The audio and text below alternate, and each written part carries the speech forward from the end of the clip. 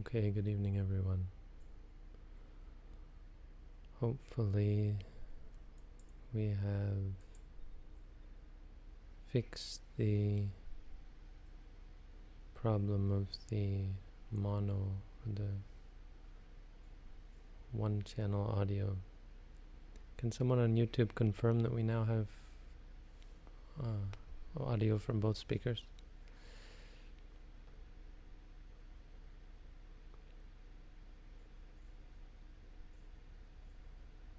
Testing, 1, 2. Confirmed, thank you.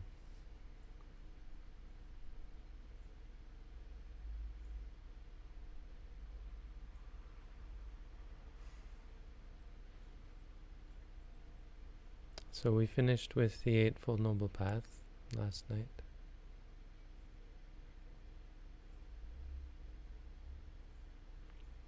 And I thought tonight we might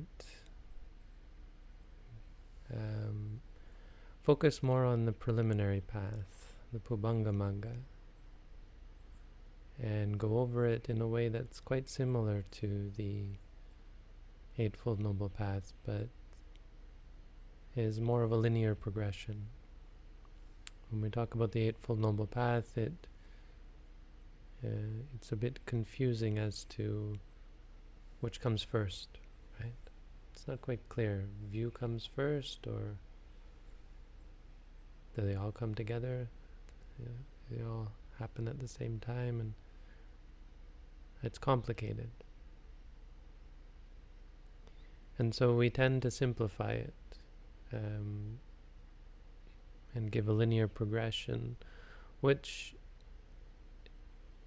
is only a simplification because, as many of you are most likely aware, the path is complicated. It isn't a linear progression.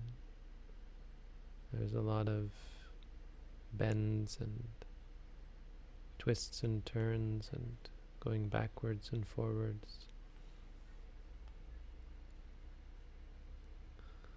It's not as straightforward as we might sometimes wish to make it, but nonetheless, having a sense of progression is quite useful, so that as we wander about in our search for enlightenment, we always have a sense of which way's north, right?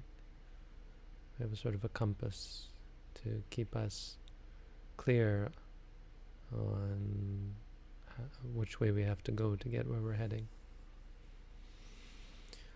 So the simplest way of understanding the Eightfold Noble Path in terms of a progression is morality, concentration, and wisdom. Sila, Samadhi, Panya. These the Buddha called the three trainings. It was a means of simplifying the Eightfold Noble Path and just make it clear to people, what are we training in?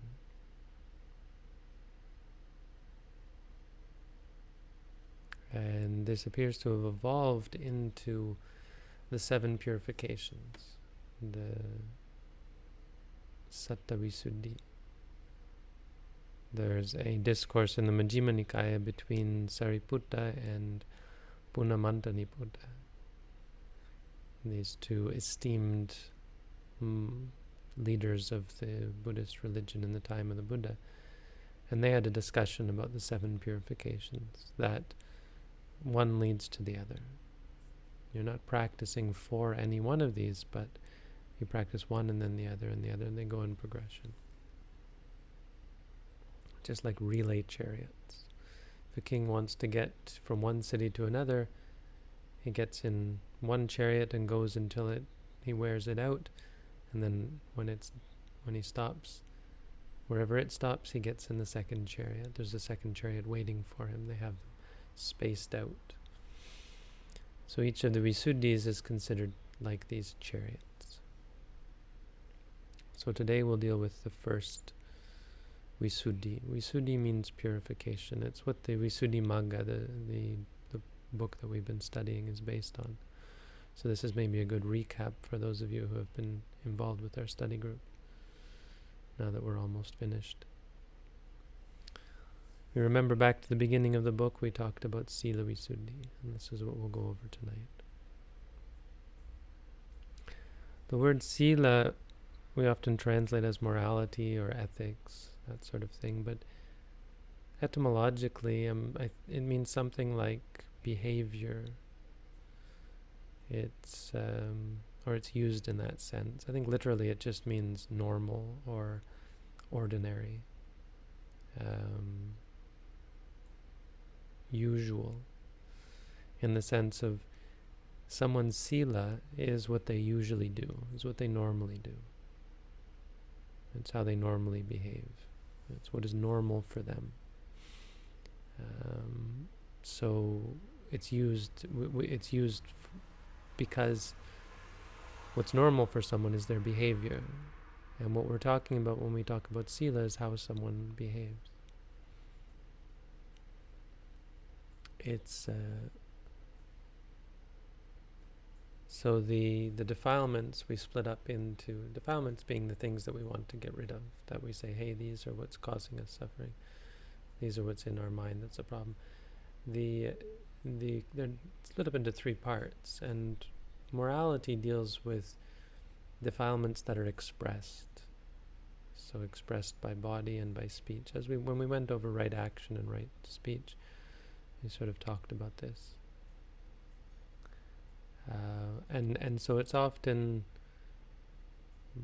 meant to refer simply to not killing, not stealing, not doing bad deeds, or lying and gossiping and that kind of thing, not having wrong speech. But it's a little more complicated. As I kind of hinted at, it's a little more complicated. And so there's a whole chapter on this, and it breaks it down into different parts.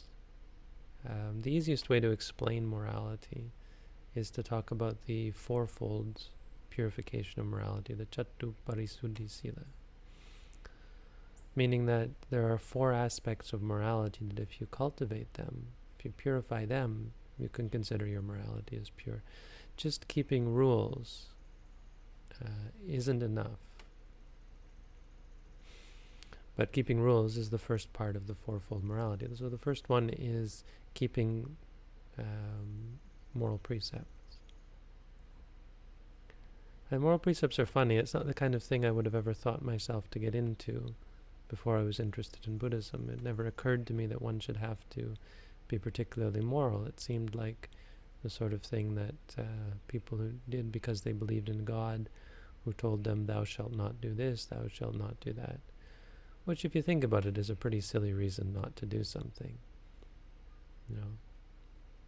Well, so is it wrong because God tells me to do it, or does God tell me to do it because it's wrong? Either way, it's not a very good reason.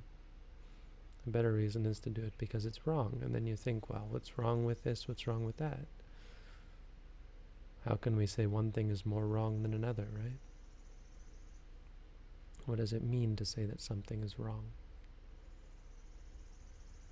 Once you begin to practice meditation, you kind of jump on the moral bandwagon because you realize that it does have an impact on your life, on your mind, on who you are.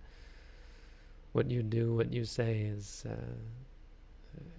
your worst enemy, right? No enemy can do to you what you do yourself. What you do to yourself by what you do to others, for example, by how you treat others. And so keeping rules seems very much like a no-brainer. Once you begin to practice meditation, it seems like it's the least I can do is to stop these things that I know are clearly wrong. And moreover, it's easy. You know, keeping rules is easy as long as you can remember them. It's encouraging. Because I may not be the nicest person, maybe I'm kind of mean and angry sometimes, but I don't kill. So that's a start. I mean, really, that's a good start. Killing is a lot worse than the things that I do, so, clearly it's not the be-all, end-all of being a moral and good person. But keeping rules is a very good start. And so, as monastics, those when we take on meditation practice as monastics, or when we take on monasticism as meditators, keeping hundreds of rules and all these minor rules is really more of a challenge than a burden. There's no burden to keeping the many, many rules of the monastic life when you're dedicated to the meditation practice. For meditators, not to eat in the morning seems like, or not to eat in the afternoon, to only eat in the morning, seems like a burden in the beginning. But then as you practice and you see the benefit and you see how focused it keeps you, how it pushes you to keep your attention on the meditation and to stay efficient, you welcome it and you say, hey, this is a good thing for me. Moral, ethical precepts are a good thing.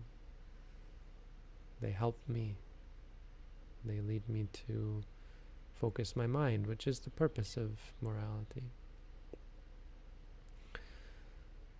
The second aspect of morality is, or behavior we might call it, is the use of requisites. And I talked about this before, how we use the things that we own and the things that we come in contact with. Our ordinary way of using material possessions is for pleasure. We wear clothes because we like these clothes. They make us feel good. We eat food because it's delicious. It also makes us feel good. We have a home that pleases us, that makes us feel safe, makes us feel comfortable, makes us feel happy about ourselves, good about ourselves, proud of ourselves. And we use medicine to make us feel good. We use medicine sometimes to cultivate positive states, right? And medicinal marijuana has become this big thing. I mean, what a joke, really. But for the most part, I understand if you're an epileptic or so on, there's apparently really good. I can see that. But medicinal marijuana because you're depressed is... Oh, I don't want to get into it. I'm going to make a lot of enemies off of that comment, but it's true. And I'm not a Puritan.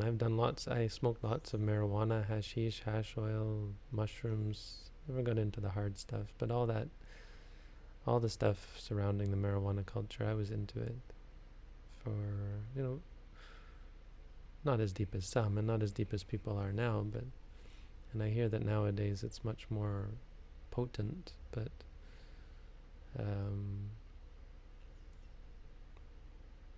again, people are going to say I'm smug and critical of others, but it is kind of funny. I mean, think of it as medicinal. I mean, it's a good example. Using medicines just to make you feel good and to avoid unpleasant feelings. To avoid unpleasantness. It's a problem. And this is all a problem. All of these things that we use, when we use them for pleasure, when we use them to avoid suffering. I mean, to an extent, it's necessary. If you don't have shelter, it'll be very difficult to meditate. If you don't have clothes, well, being bitten by mosquitoes and having flies land all over your body and just having to sit naked in the forest, it's not really a comfortable way to live. Not to mention how distracting it is to have everyone walk around naked. So to some extent you have to use, and this the Buddha recognized. I mean, this I think is quite practical and reasonable. He didn't say everyone go around naked and stop eating and so on. There are religious people who do that sort of thing. He found that that's not really important. I mean, morality is not... let's not say your behavior is not that important, right? So meaning whether you become a monk or whether you live in the world, someone who is living in the world can become enlightened. Someone who is decked out in jewels and finery can become enlightened. A queen, a king, these kind of people can, in certain instances, become enlightened. But that being said, it's important to understand how we use these things. So we try to always remind ourselves why we're using them. I mean, sure, you can be wearing jewels and become enlightened, but it's much more likely that you're attached to your jewelry and proud about them and feeling proud about how you look and that kind of thing. Sure, you can say that medicinal marijuana helps you cope, but it much more likely helps you avoid and ignore the problems rather than dealing with them. I mean, things like depression are really manageable and dealable if we have the right tools. In the end, it's much more about seeing that these things aren't problems, and in all ways, seeing that it's not a problem. I remember, speaking of shelter, I remember I tell this story a lot. I've told it before, how I didn't have a place to stay, and it was, what am I going to do? I got to go to this place or that place. It was in California, North Hollywood, and I was trying to find a place to stay, and I wasn't, there were issues. It was complicated. And in the end, I just looked at the situation. I turned around and walked out the door. And I went and slept under a park bench. In the middle of winter, it's quite cold, and I slept on the concrete. I just rolled my robes up and lay down on the concrete and fell asleep, and it was wonderful. It was, just this freedom and realization that, it's not a problem. It's not such a wonderful thing that I did, but it's just something that made me realize, as many things have. There was one time, there have been times where I had no food, and just the stress of worrying about, what am I going to do if I have no food, and realizing I won't eat. That's all. It's quite simple, actually. So realizing why we use these things. We use food because it's necessary to stay alive. And realizing that we don't need a lot of food. So thinking about it this way helps us be practical. Why are we wearing clothes? I mean, it's important because clearly these things don't satisfy us. Not clearly, but when you meditate, you can start to see clearly that the cause of many of our problems is just our attachment to our possessions, our ego, and how they feed our personality. I have this house and these clothes that make me look attractive or handsome or powerful. And we see how that leads to ego and attachment, how it leads to stress and suffering ultimately. So as the second, using our requisites and using everything, and being mindful of the things that we use and why we're using them, and not letting them become a source for attachment, defilement, suffering. Not letting them hurt us, create addiction and bad habits, make us into bad people, so that we cause suffering for ourselves and others. The third one is right livelihood. So purification of livelihood. And we talked about this before. There's not much to say about it. If you're acting or speaking in a way that is unethical, and you're doing that to make a living, well, that's wrong livelihood. It's quite simple, but there is the added aspect of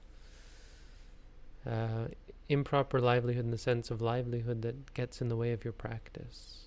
It's not necessarily wrong, but it's a distraction. And you think, well, most livelihood is a distraction, right? And the Buddha had to wrestle with this, and in the time of the Buddha it was a question. If you want to focus yourself on enlightenment, spirituality in general, how do you live? What are you going to do? How can you make a living? If you got all this work to do, how can you focus your attention on spirituality? And so it was a question, I think, asked in general and sort of thought about. And it has been thought about in most societies. Now, I think I would argue that India was more spiritual than most cultures in ancient times. And so there was this real question about how do you be spiritual? How do you really practice spirituality? And so they worked out this system. Maybe not a system, but it was kind of an understanding. There were people who supported spiritual people to go off into the forest and do their rituals and meditation practices and seek out enlightenment. And it was considered to be a good thing, first of all, because it's a good thing, to think of people in practicing meditation becoming enlightened is great. But also, I think more practically is, well, then those people can teach us, right? Maybe they can be a refuge for me to become enlightened, or maybe they can teach me at least how to be a good person. For those people who weren't so keen on spirituality, but wanted to learn how to prosper and succeed and be happy and be good people. So it sort of goes like this idea of simplifying your life. If you're ambitious and keen on rising up in the world and making lots of money, we always hear about how money and spirituality don't really mix, and how rich people have a hard time with spirituality. It's not really the point here. The point is, the point is not the money. The point is how ambitious you are and where your attention is. So it's not really about being rich, but it's about how you live your life. A rich person conceivably could be quite spiritual, because conceivably they have a lot of time on their hands and don't have to work. But a person who's very much dedicated to their work and a self-made millionaire or billionaire, and someone who constantly can't help themselves and is very keen on business and prosperity in a material sense, obviously is going to have a hard time. So trying to find a way, and it's important that we try to find a way to be spiritual and not let our livelihood get in the way. Ultimately this is why the monastic order was created, to provide a way for people to live without having the requirements, So we eat only enough to survive, which means we can really get by on charity, by those people who, for whatever reason, are keen to feed us. Sometimes because we teach them, sometimes just because they think, hey, that's a good thing, kind of like a scholarship. They think, wow, I really appreciate those people trying to become better people, trying to purify their minds, that kind of thing. For whatever reason, there is always this aspect of society where people support religious people, and so it is possible. And so it's a question to ask. For most people it's not going to be possible to become monastic, so they think about how to simplify their lives. Find a way to make money and live without having to put too much energy into it, without having to get too caught up in it. So I'm doing good things, and like the story of this potter that we always come back to, Gatakara, who made pots. And what he did is he went and found clay by the side of the river, and he went and found wood in the forest, and he fired up these pots, handmade pots, just simple pots, but made them very mindfully. He was an anagami. And he put them down by the side of the road, and when people came and asked him how much those pots were, he would say, give what you want. If you think it's worth so many beans, just give me some beans. If you think it's worth rice, give me some rice. Whatever you think it's worth. And that's how he made his living. Probably didn't do very well, right? But how simple. And he was able to survive. And of course there are going to be people who appreciate that and who think, wow, what a noble individual, and so really support him and offer him maybe more than the pots are worth. You can see how it might seem incredibly naive, but I think people who think such things are naive are overly cynical, or are overly reactionary, because for sure he would have had to deal with people cheating him, but then he would have also found people who are willing to protect him and chastise people who cheated him, right? You can't escape your karma, good karma and bad karma. If you have good karma, it's hard not to make a good living. And so we don't have to worry so much about it. What we should worry about is our goodness. And if you're a good person, it's not hard to live. It's number 3. And number four is really most important for us as meditators. So all of this we've talked about is sort of more preliminary stuff. But the 4th one is guarding the senses. Guarding the senses is the most important behavior for a meditator. We talk about behavior, right? We're talking about our actions and our speech. Well, keeping your mind focused on your behavior. So everything that you see, what does the body do? Well, it sees. It doesn't see, but it looks, or it provides the basis for seeing.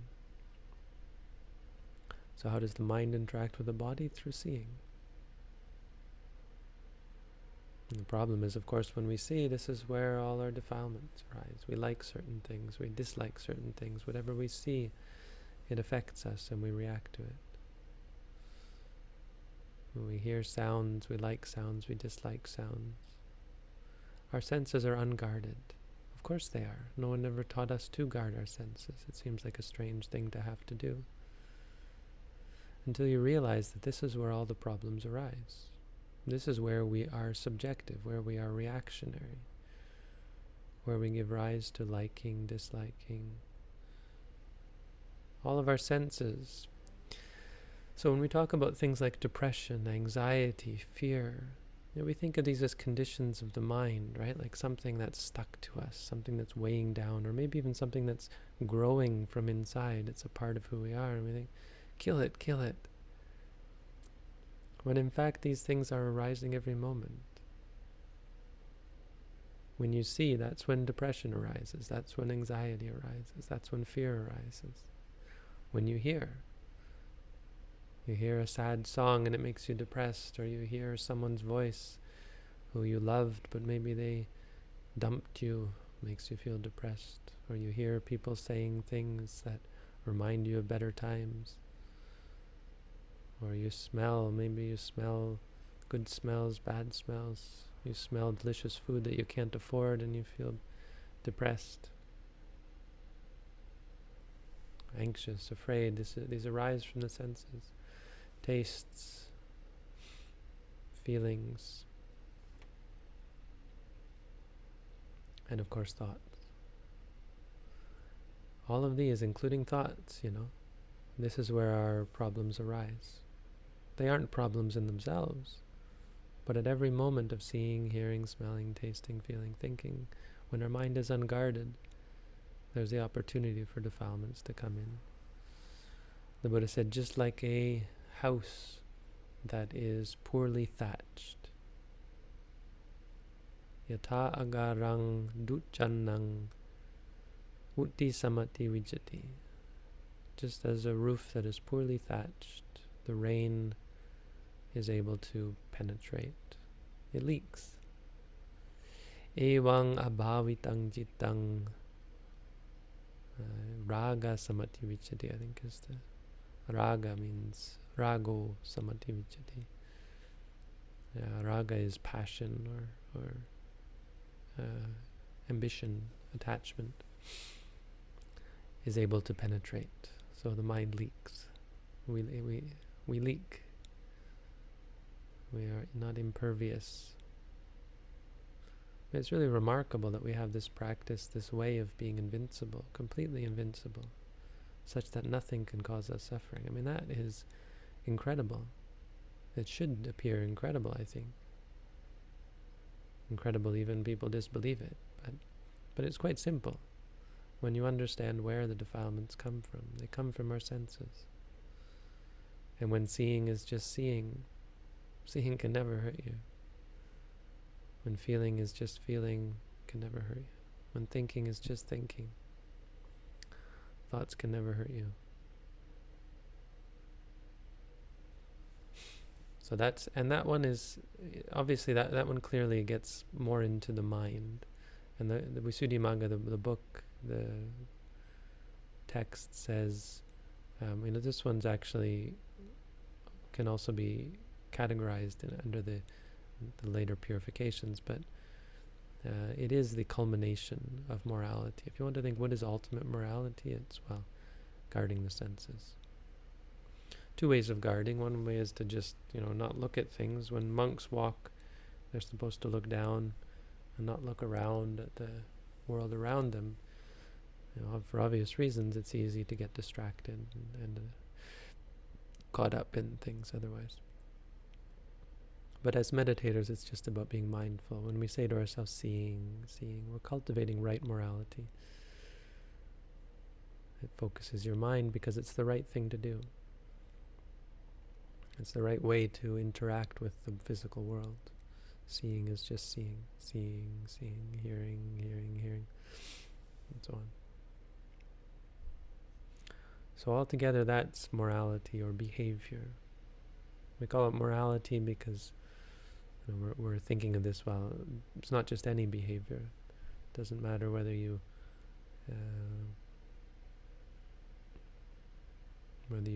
eat with your right hand or left hand. It's not about behavior, but what you do, whether you go for a walk or whether you drive a car. It's not that kind of behavior.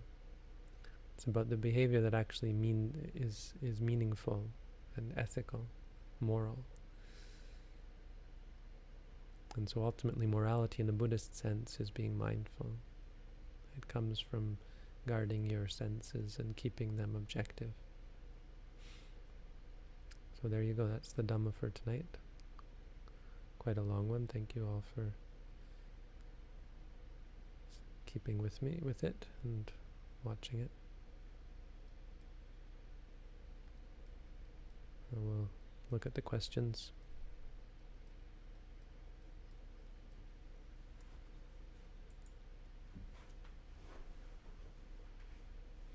Three questions. Is it recommended in Buddhism that we should gain control of our dreams so we can meditate in our dreams? No, not really. You'll find that as you practice mindfulness more, you'll dream less. In the beginning, there might be dreams. In the beginning, your dreams might be more vivid because you're stirring your mind up, but eventually you'll dream less and eventually not even dream at all. Your sleep will be a time for rest.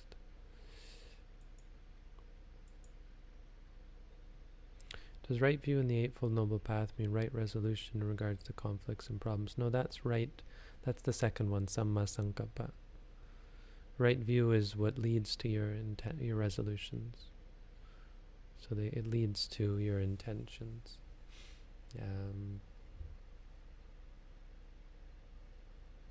Right resolution. You mean resolving conflicts? It doesn't mean that, but it's view. So say you have a conflict. If your view is that conflict is a good thing, or that if your view is, hey, this person deserves me to yell at them, then the resolution is going to, and that the sankappa is going to be, sankappa meaning how you act, not how you act, how you intend to act. So you think, yeah, this person deserves it, then you get really angry at them. And because you're very angry, then you act and speak in bad ways and so on. But right view is how you see things, what your view is on things, what your opinion is of them. Ultimately comes down to seeing things as seeing the Four Noble Truths, understanding the nature of reality as being based on the Four Noble Truths.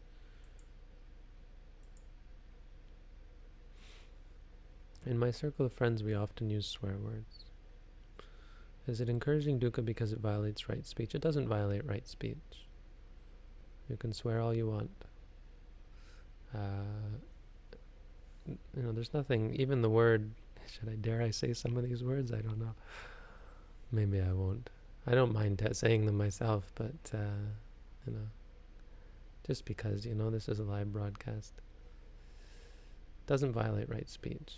Someone sent me a video once by Osho, and I'm not a follower of Osho, and I think there's probably a lot of problems associated with this guy, but he said some of you probably know this video. It's on YouTube, about the four-letter word starting with F. F-U-C-K. I mean, it's not really even a bad word. It's where it comes from is for unlawful carnal knowledge, apparently. It's just an acronym. So it's amazing how it's become such an important word. And it's really funny. He goes through all the ways that we use the word, the many ways that it can be used. And it's a weird video, in fact. But